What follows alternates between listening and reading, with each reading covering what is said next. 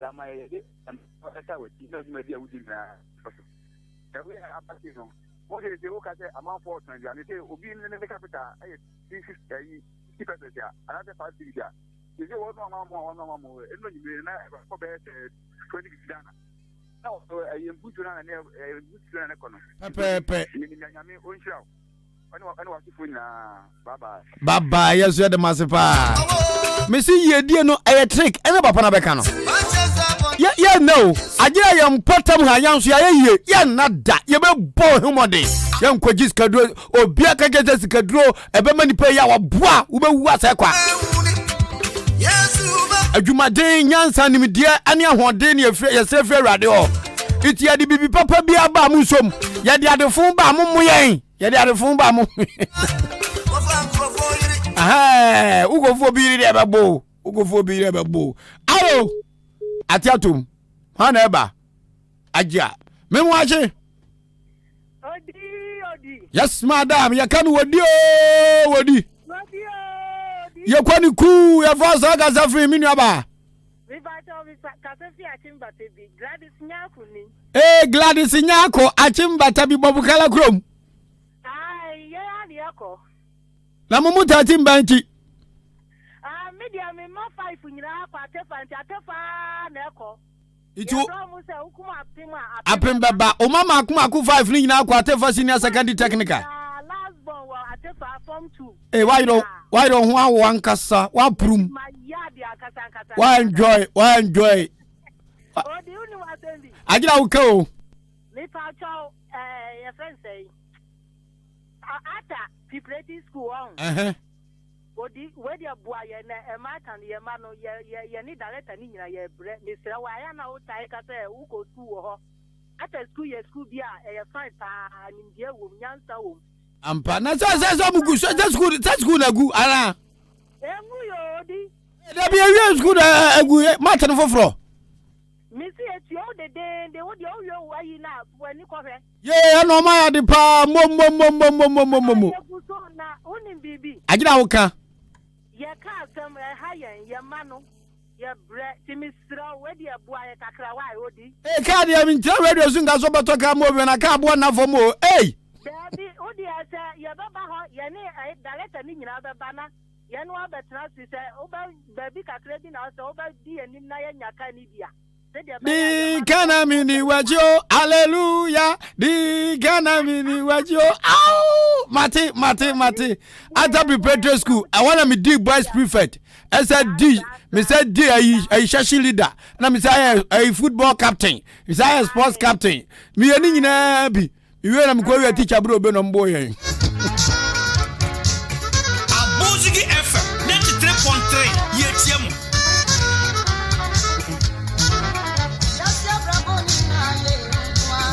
Mumra dia kwa so achima babu krom a Yesu Kristo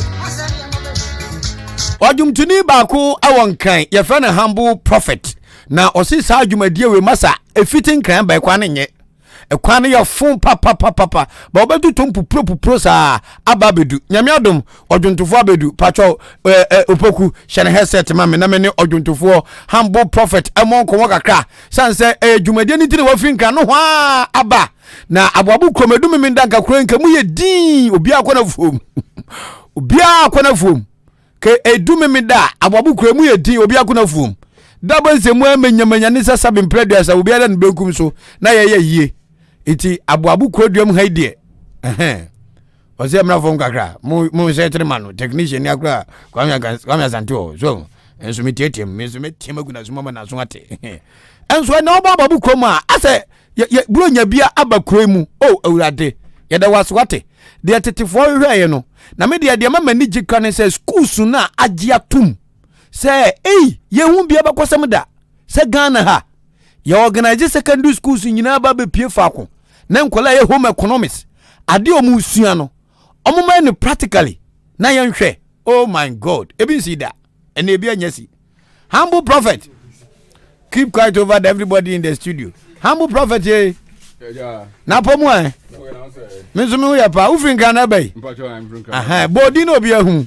edini humble prophet odifo brand ho ase na odinfo no uhu sunsum wiase uhu bi ya me hu bi pa acha se uhu di akwaso wiase na Akyem Aboabo kroma wa baada David say my first time ya ba o first time ni ba ma twem akọ danda na chesenkanya Ahenkan 93.3 man kanfo na nsi Akyem Aboabo kroma da David ye me ba mani agikure hu pa high fine obanso ani agya high fine kure ya bakwasan kaka ne say opoku owo studio ne phone da loud we say me just yi wadi when me say apantwe a onom doka opoku one of the sports presenters me dey amano that time be ma ho na kure ya bakwasan kaka ne say edumemenda dodo na yekuafo to bia konumfuom sire bia ne nsa be kona no ti kure de din memenda bonse kurema menyamenya memenda na bia obirimpon bi da fom ana sabi odihye bi ato na ye na yi na nanka ye ni kurema de nka ekyense ye enso ba san na ho Aboabo koni se che obepia hai e de na wahu in fact me bepia ha no mani age pa because ma won si kurema ha beja na beja na ye no di kan se no bebri se enka so hini bi ntoya nka na Saturday nka mfum na ekwafum but as ha beja ni nyina ye odi Ahenkan ne na ya organize my students opese obo mabum no. That's right. And a good idea pa nti me bedu mani age mamu say school for no very schools no bia aboabo no ho a omo ba be hia dwumadi na se omo so omo de osia yeyo aba nti bibia e fine na mu na jamu ya di fa mu hwewem sensuo beto na sensuo nto Nyankopon ne mukata ene wada no ahensuo to pa wada no uni se Nyankopon ka ja se no beto na obaba wia udine de say tibia Nyankopon o de beche amen amen o de beche en wan shata tawale nkom ni bu ha o na dampare na oh nyame na yo se na no ba Peace FM ma me no your interview wa ba be pie mo Ahenkanfm se na hu Ahenkanfm ye offices no wura ha no ye wa Akyem Aboabo ye ninkran o reti a hu ye sen odi media kwenye so bo abaso wa bo ho modern bibiri wa ya de medura me metem se wow wakonya ode unyaye no o de boa ukroma amen a good idea papa nyame nhyirawo amen se me bedu anso mani age bibia ekoso me ti taxi mu na obi atuma wo bom me brother ni machine so e bom fine pa bedu office anso bia kama nyame nhyirawo se ye Facebook live uso oba TV Peace FM no wa hu TV so hwe nsani fa so ona aboho no odi social okay humble prophet my sadia my acapella onyuma ne ubehu program national my acapella ba ko na mehwe idini nyomu nyina ne se humble lion kafra humble prophet and I'm the lion also the lion dos so that obechi jatama idini nyina se Yesu ba o kan Revelation 22 number 12 se me ba ntem so nkita makatua bro bi asane ne nyuma te that's right na me dey nyom me dey bo wiase nya dawuro se Yesu ba mpa because o hwe ne ma esisisi a enche bia Yesu Kristo ba nto se eboabo ho enti sem tenten tietia ni na se o si Yesu Kristo oba o Yesu Kristo ore bantemara Yesu Kristo oba o Yesu Kristo ore bantema abeba be fani ma obefa hu tifo why you ready now are you ready now Yesu Kristo oba o Yesu Kristo ore bantema Yesu dende awa Yesu dende awa Yesu dende awa Yesu dende awa Yesu dende awa Yesu dende awa ombum aba semane semane everybody antubium ya ma on for test ni nyina hu dem ha itia na person hu adwomtofo afiri nkran oh my god me say empire ebedwa Akyem Aboabo Durbar grounds humble prophet your adwomtoni esa ye nyame nipa waso Yesu Kristo na dwuma ma woye no fenchem ono anya azanfo ni bi afa droso bra na momba ma droso ben deb intene omunyina de mpaibo ene akomapa eta dwumadi na chi na meka ne se de mase papa sebe kurokuma bi tita Akyem Aboabo na munyina masema daji free kan na maji yadie say mo ba betaye chi no nyame nhyira wo nhyira wo pa tifi apɛ ye kwada background so na ye de ahyehyɛ so thank you so much Okay. Our video answer attention beautiful tree yeah Anthony Panchino de nyame tumi ye ni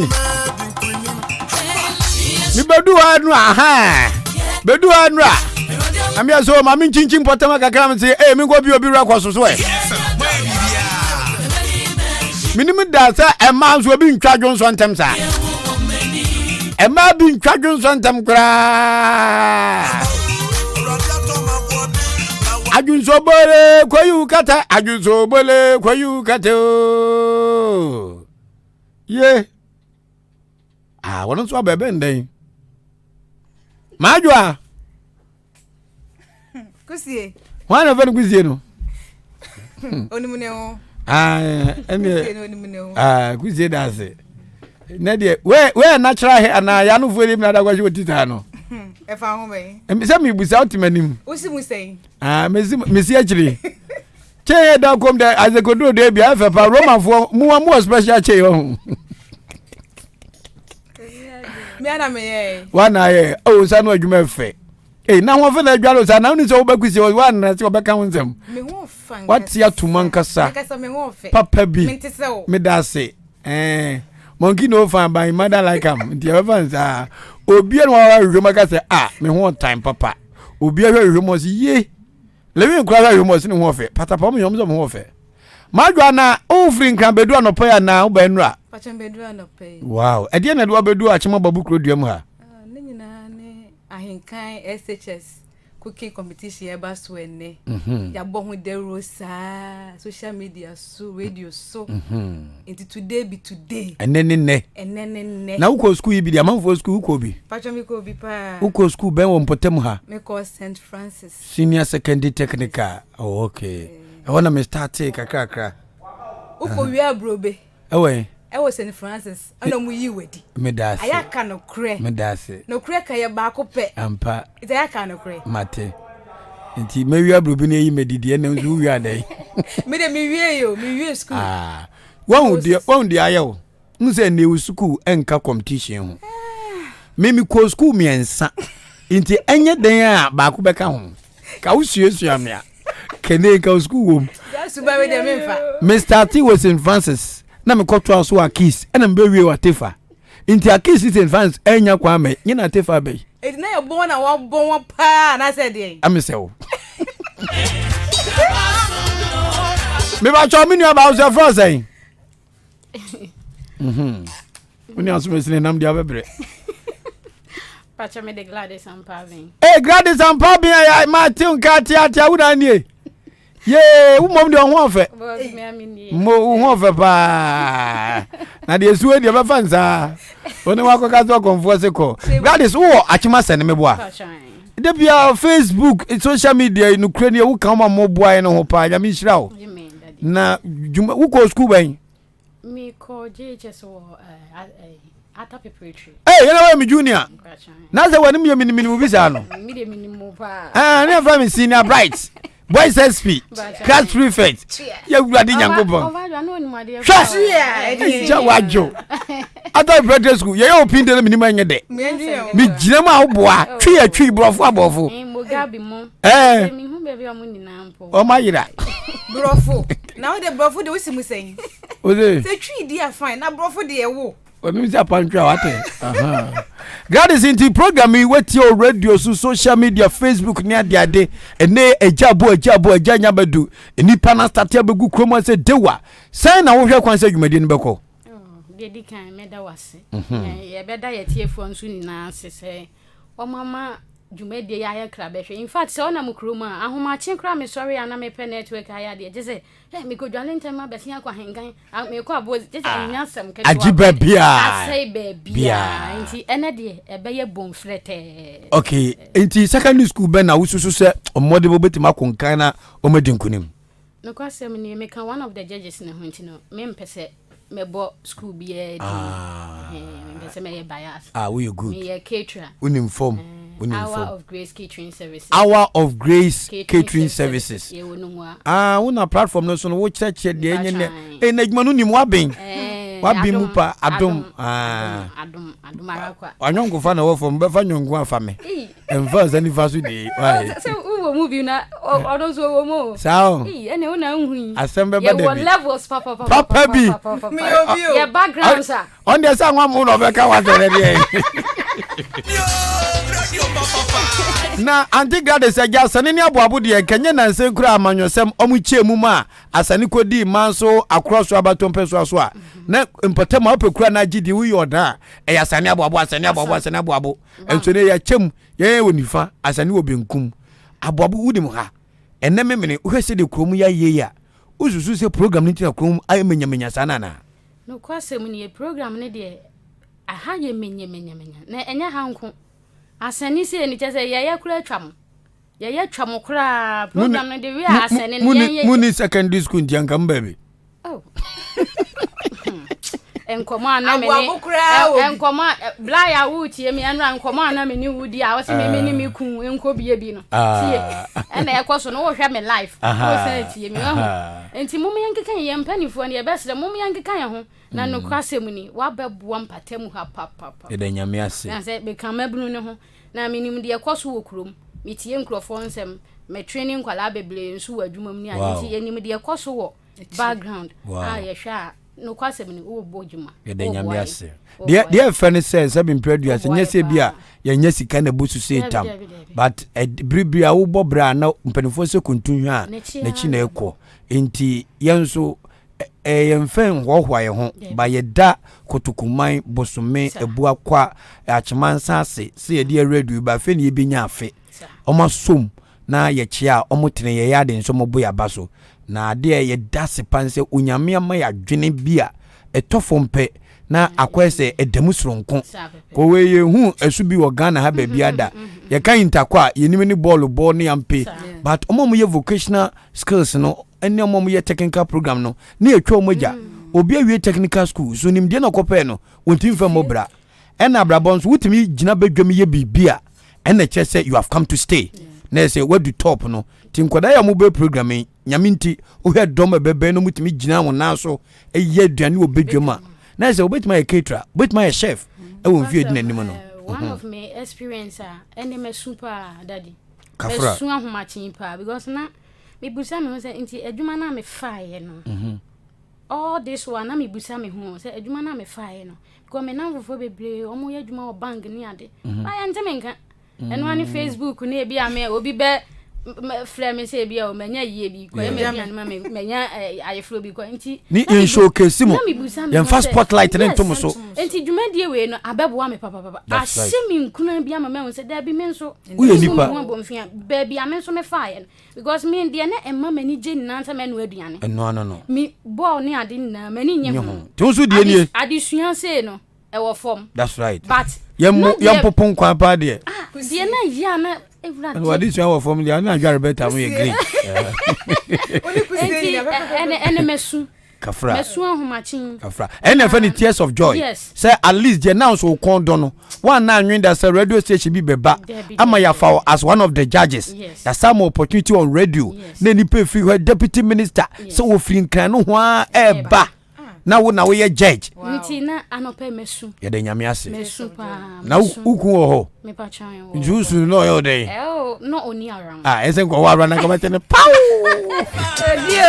Gorgu madwa wonso aja wo de nu na ko na ba adwa sana dwuma de wonso hu no me de me nice kodua mu ha de me hu se ahokeka na wo soro papa that's right the way obia ka ho asem no ye hwese bibia be kama amen mo ya de timo Ahenkan for life that's right mo sha sie kakakakra ba se ba bia keka ko no de baby keka ko yi de peace kurampo no nyame ne aboafo peace kurampo no wutumi ntake ye be yo mabo ye ni nya nyame nsem that's right ye hwese bibia be kama pa eno asomete won ka se wo frɛ Honorable Alexander. Yeah, yes. Offer two people. Yeah. And Momo Kasa found, but the way almost so more, Eddie can be Eddie Regimadie Muno. That's right. A so any papa. Why dear adwan so ye da ase me das me nua ba me girlfriend me wife obia o za adwan better no ye hye Ahenkan Apupo ye hye opisa from Apupo obi timi ba ma so babusa me se odi ankan adwan better no wa yo den na me se bagime phone na kan so nsem ba yiyenku we o ya nyan it adwan better so have been very pivotal in the establishment of Ahenkanfm and radio in Ghana on social media so ono so ebua radio adwan se bi ntomomone ene entonko bi emframa ene kasa ti nya nipa mo so mani so de no ye chia no motren no mo ye kasa behind the scenes a ebua enipa bi no asabi wotren pepepe etien so kakra betima ye de aboa no ye bekoso aye e de aboa nti madwa menya mo kwan na agya ye nyina yenko hye ode background so na yenfa dwumade nhye so mumoni adwuma ye da se Minuno Atevon bam to minwale mintam pa dwale sa mikwa bro kire ba 3 days minwale da ade am different me avena me hwa wan hyehyɛ shinam si yerade ya ma wani zo yo pa cha mi pe kwalas bienu me so akwadwale sere ni pana ban manwale ba hadwen program ready asha se da Ahenkanfm adwumayefo Ahenkanfm adwumayefo oh my god na minimi so nyame be chem adwumayefo masabe o makura adwuma ma memisa everybody is committed to the cause of the Ahenkanfm project. Hello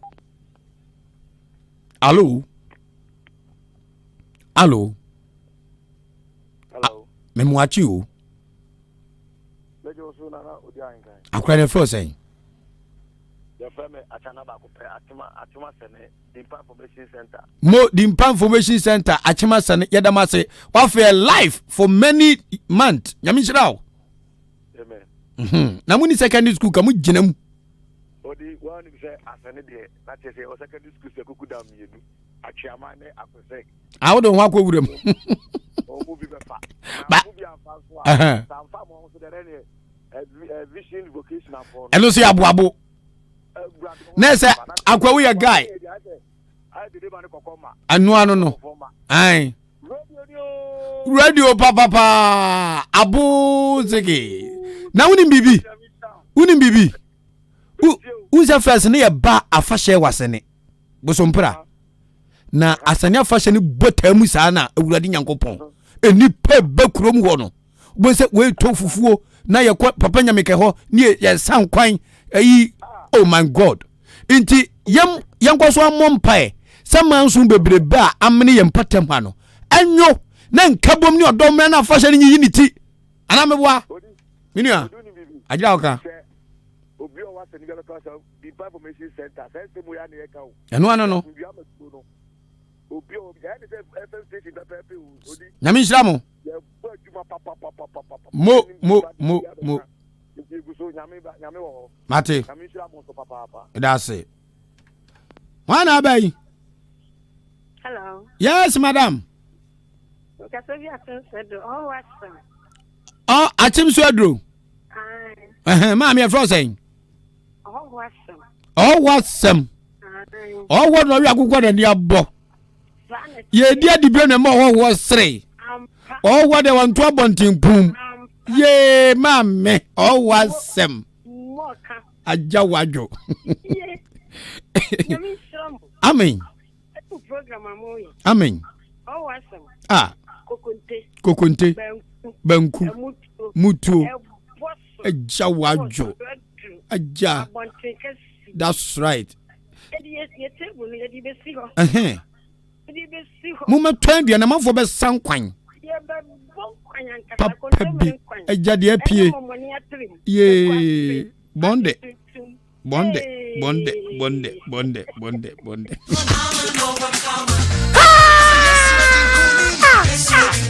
cha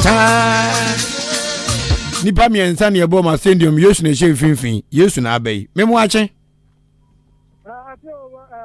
yes and every other guy friend your family team too me gasa fi asane Mr. Akato na mtisa program me course wana me buy ene na de oba be pem achema aboabo mbapa ni Samuel o classmate Samuel upon Samuel Okay, now we guy we talk fu asane ampa.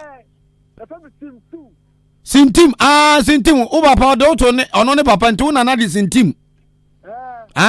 Ye go school ata preparatory school no ye ko wi anu ba ya hwede no ba ka chicha na chicha boy na go kom 16 me da say ami anam tie nti braba hamanim okay ko so bezo humio Miss Mama humio also bezo humio Miss Mama humi. Thank you so much my beautiful wife and my great children ekwia fra kuma na ya wapo your boy mami say wa my brother sister and my baby girl henna me mo ase nyame nka mo ho pa cho so nyame duru abra na wa mantem unya ba bintina enipa ababo abukrom ha no eye very nice and very appreciative ene nyame ase se mo so ejumadi mu na mo ne enam mo nkoso anta ya chi Ahenkan 93.3 FM the best in the east. Yes, Adams K Jesse Osi ya mu aduane ni bi ya ma ebe ma wo ba krom ha wo Adams K Jesse asane asiye woni aboabo ntamo wo ba Akyem State College so wo ba krom ha onton momone onton aduane gali onton fufuo iron rods ni cement now to iron rods ni cement wo be pedo ni de we na de ni bi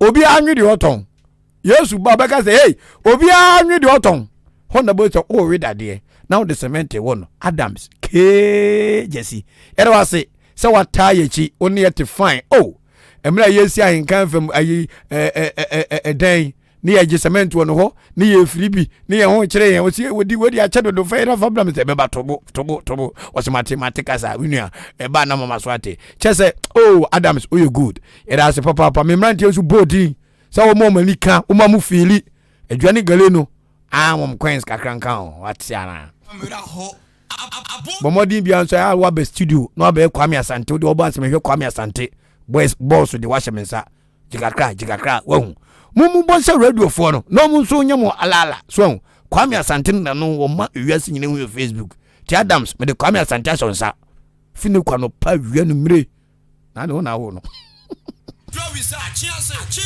asane batabi asubua asuoso anamase akuraso asante man